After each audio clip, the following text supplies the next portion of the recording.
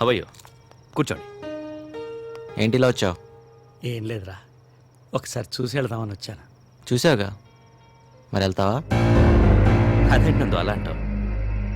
మనం బయలుదేరే వరకు హనుమంతు మనతో పాటే ఉంటాడు. ఏంటి? మనం కాదు శ్రీధరరావు గారు, మీరు బయలుదేరాల్సిందే. ఏం నందు ఏమంట? మా అమ్మకు ఒక్కరోజు భర్తగా ఉన్నందుకు నేను పుట్టాను.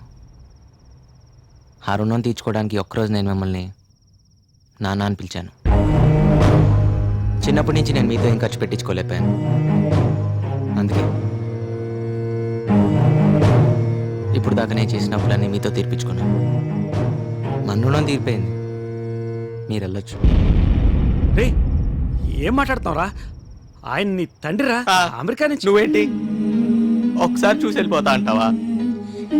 24 ఏళ్ళు నీ గుండెల మీద పెంచుకొని ఇప్పుడు 24 ఏళ్ళ తర్వాత ఎవరో నాకు అంతండ్రి అని చెప్తే, నేను తన రక్తం పరుచుకుని పుట్టా అని చెప్తే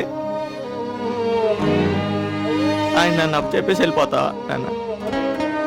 ఏ ఆయన డబ్బు ఉందనా, లేకపోతే ఆయనతో వెళ్తే సుఖపడతా అన్నా?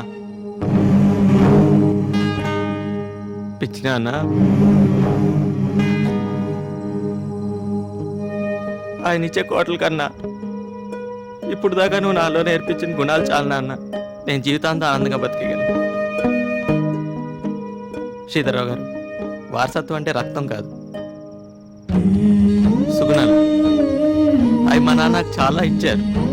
తరగనంత ఆస్తి నా దగ్గర చాలా ఉంది, మీరు నాకు అనుకోలేదు.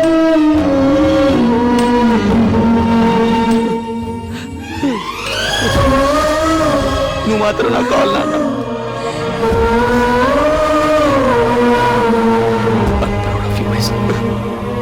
I miss you.